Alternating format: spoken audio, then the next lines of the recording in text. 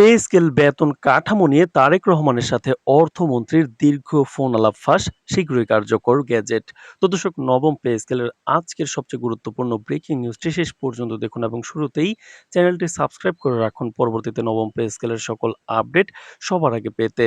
তো দর্শক, সম্প্রতি সরকারি কর্মচারীদের নতুন পে স্কেল বেতন কাঠামো নিয়ে একটি গুরুত্বপূর্ণ এবং গোপন ফোন আলাপ হয়েছে।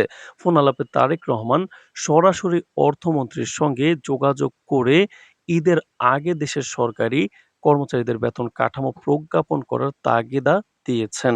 ফোন আলাপের বিস্তারিত প্রকাশ সরকারের উচ্চ পর্যায়ের তৎপরতা ও কর্মচারীদের আর্থিক চাপের বিষয়টি পরিষ্কারভাবে ফুটিয়ে তুলেছে। ফোন আলাপে উভয় পক্ষই বর্তমান অর্থনৈতিক পরিস্থিতির জটিলতা নিয়ে বিস্তৃত আলোচনা করেছেন। অর্থমন্ত্রী সরকারকে জানিয়ে দিয়েছেন দেশের বাজেট সীমাবদ্ধ এবং চলতি অর্থনীতির চাপ বিবেচনায় পুরো পে স্কেল একসাথে কার্যকর করা ঝুঁকিপূর্ণ। এই পরিস্থিতিতে পুরো বেতন কাঠামো একসাথে ঘোষণা করলে অর্থনৈতিক ভারসাম্য বিঘ্নিত হতে পারে। তাই আংশিকভাবে এবং ধাপে ধাপে পে স্কেল কার্যকর করার সিদ্ধান্ত নেওয়া হয়েছে। প্রথম ধাপে ঈদের আগে আংশিক কার্যকর করার মাধ্যমে কর্মচারীদের বেতন বৃদ্ধির একটি অংশ বাস্তবায়ন হবে। পরবর্তী ধাপে বাকি অংশ কার্যকর হবে নির্ধারিত সময়সূচি অনুযায়ী। সরকারি সূত্রে জানা গেছে, ফোন আলাপের সময় তারেক রহমান স্পষ্টভাবে বলেছেন, সরকারি কর্মচারীরা দীর্ঘদিন ধরে বেতন কাঠামোতে উন্নয়ন আশা করছে। দেশের অর্থনৈতিক পরিস্থিতি যতই চাপ যুক্ত হোক, ঈদের আগে আংশিক প্রজ্ঞাপন দেওয়া কর্মচারীদের মধ্যে ইতিবাচক প্রভাব ফেলবে।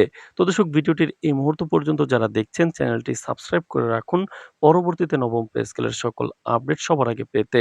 তো দর্শক, অর্থমন্ত্রী এই পরামর্শকে গুরুত্ব দিয়ে বলেছেন, আংশিক কার্যকর পদ্ধতি অবলম্বন করে ধাপে ধাপে বেতন বৃদ্ধি নিশ্চিত করা হবে। ধাপে ধাপে কার্যকর করার পরিকল্পনা অনুযায়ী প্রথম পর্যায়ে প্রায় ৩০-৪০% বেতন কাঠামো বাস্তবায়িত হবে। এতে সরকারি কর্মচারীরা তাদের মূল বেতন বৃদ্ধি এবং উচ্চ ভাতার সুবিধা পাবেন।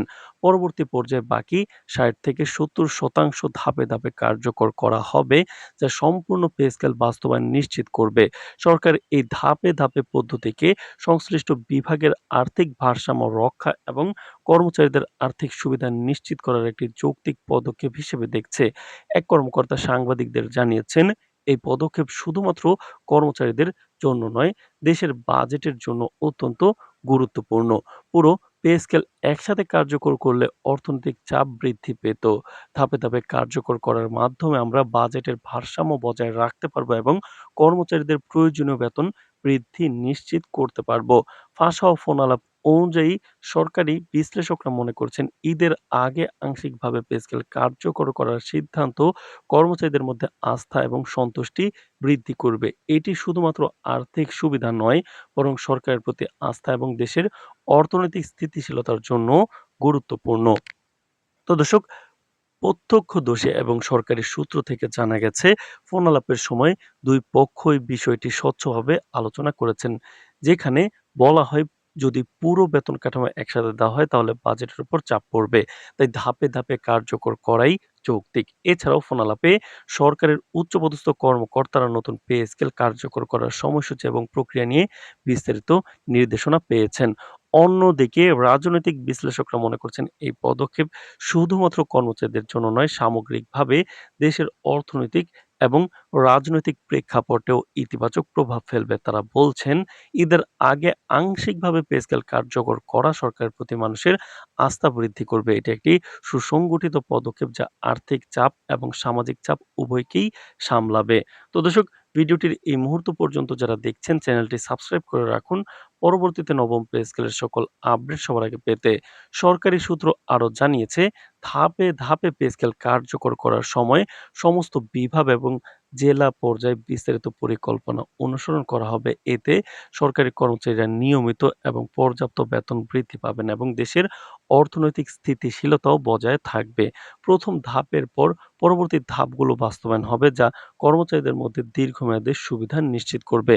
ফলে এই ঘোষণার মাধ্যমে সরকারের পক্ষ থেকে স্পষ্ট বার্তা গেছে যে তারা কর্মচারীদের আর্থিক সুবিধা নিশ্চিত করতে প্রতিশ্রুতিবদ্ধ। একই সঙ্গে বাজেটের ভারসাম্য বজায় রাখার জন্য ধাপে ধাপে কার্যকর করার পদ্ধতি অবলম্বন করা হচ্ছে।